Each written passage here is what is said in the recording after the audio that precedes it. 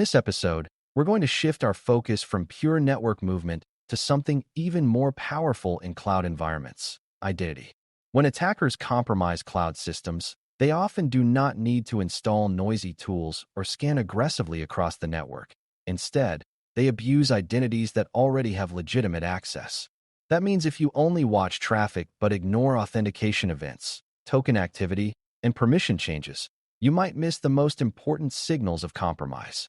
Identity abuse is dangerous because it allows attackers to look like authorized users, blending into normal operations while expanding their reach quietly.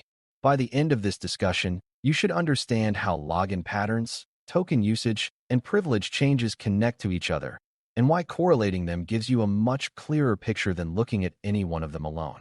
Before we continue, a quick note. This audio course is a companion to our Course Companion books. The first book is about the exam and provides detailed information on how to pass it best. The second book is a Kindle-only ebook that contains 1,000 flashcards that can be used on your mobile device or Kindle.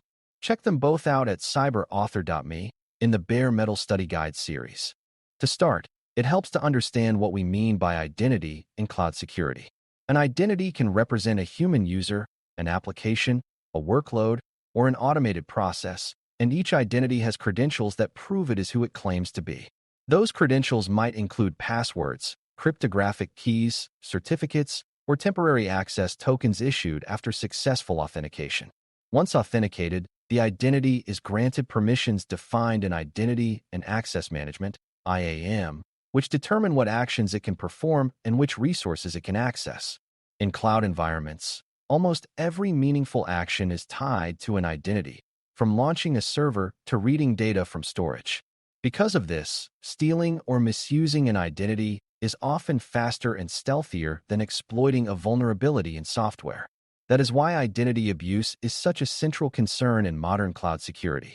Login activity is usually the first visible step in identity abuse, but not all logins are equal.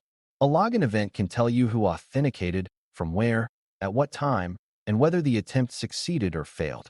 Patterns matter more than individual events, because a single failed login might be a typo, while a series of rapid failures across multiple accounts might suggest password spraying. Successful logins from unusual locations, unexpected devices, or at strange hours can also indicate compromise.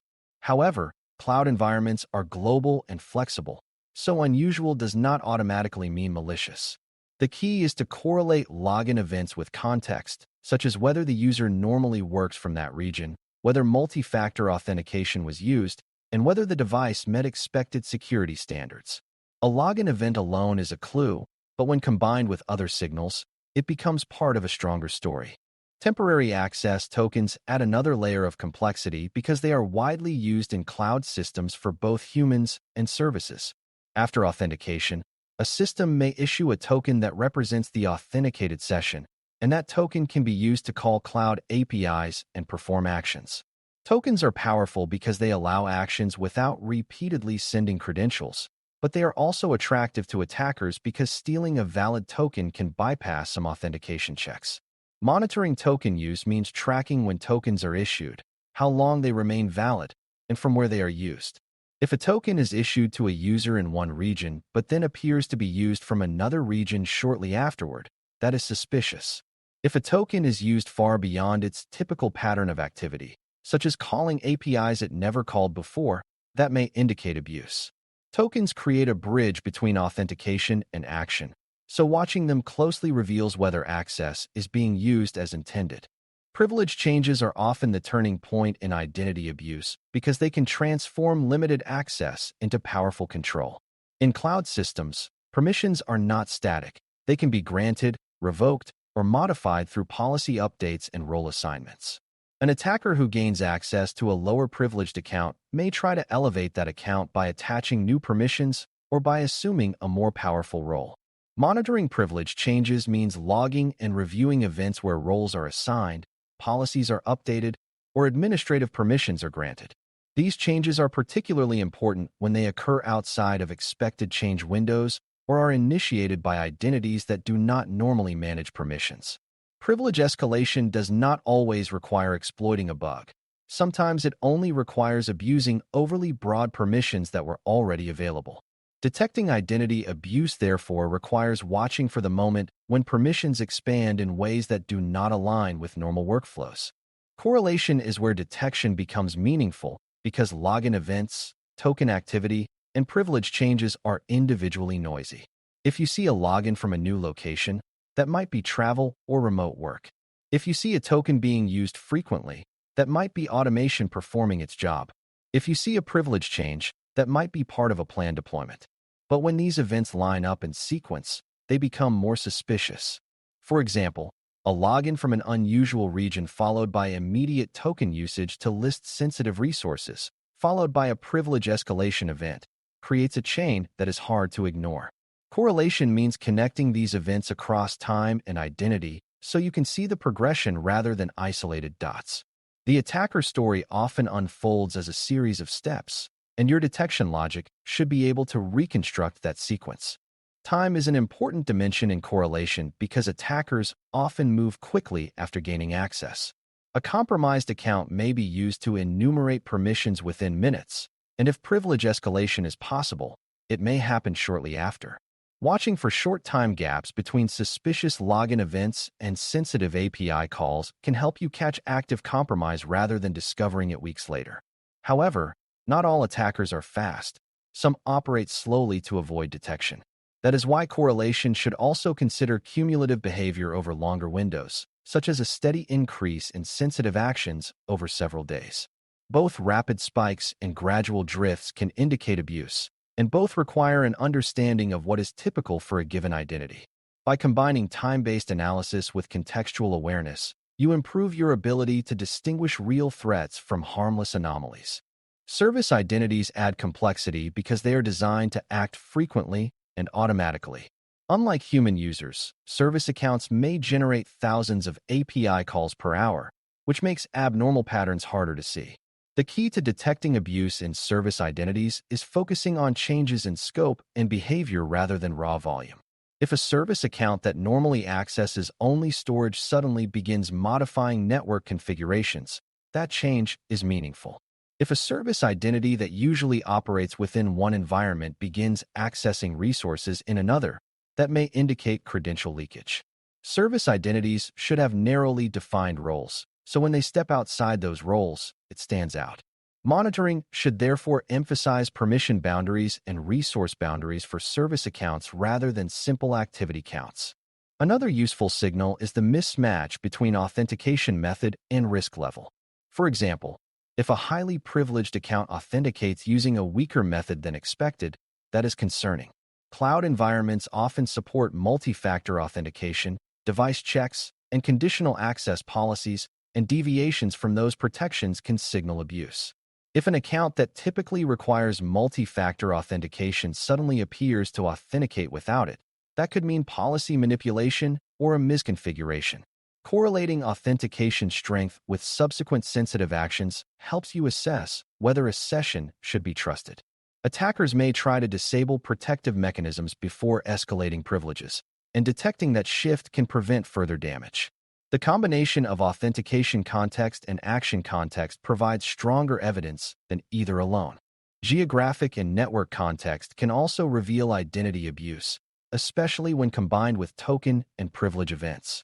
If a login originates from one country and a token is used from another within an implausibly short time frame, that suggests session hijacking or credential theft. Cloud logs often include source IP addresses and sometimes information about device or network characteristics, which can be compared to known patterns for a user. While remote work and global teams complicate simple geographic rules, sudden impossible travel scenarios remain suspicious. These signals become even more meaningful if followed by permission changes or access to sensitive data.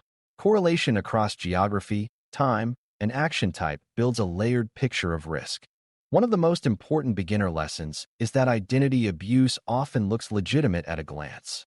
The attacker is using real accounts, real APIs, and real permissions, which means the activity may not trigger classic malware alerts. That is why focusing only on endpoint security or only on network scanning can leave gaps. Identity logs are not optional in the cloud. They are central to understanding what happened. Effective detection requires centralizing login logs, token issuance logs, API activity logs, and permission change logs so they can be searched and correlated together. Without central visibility, you are trying to solve a puzzle with pieces scattered across different rooms. When the pieces are unified, patterns emerge that were invisible before. Reducing false positives in identity monitoring requires thoughtful baselining and an understanding of business processes. For example, new projects may legitimately require new permissions, and global teams may log in at unusual hours.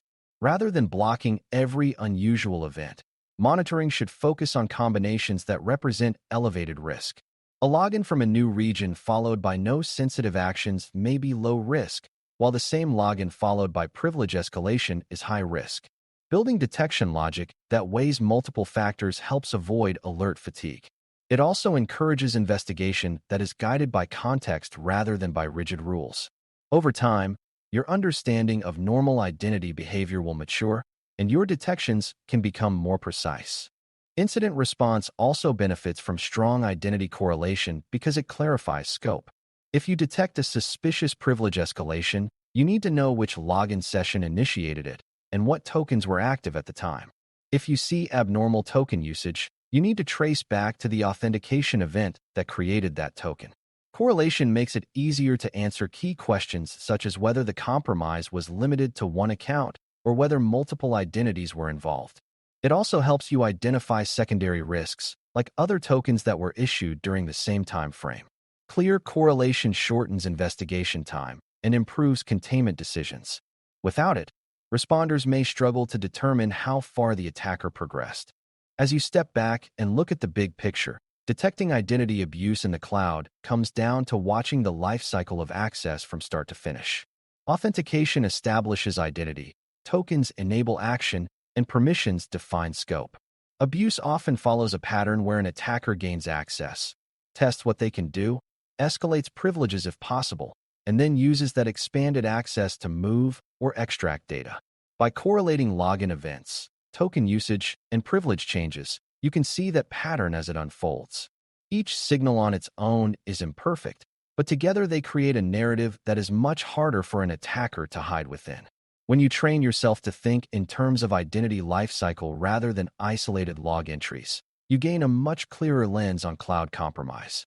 That perspective will carry forward into detecting lateral movement and data exfiltration, because in the cloud, identity is often the primary vehicle of movement. Thanks for listening. For more audio courses, daily newsletters, and more, please visit DailyCyber.News.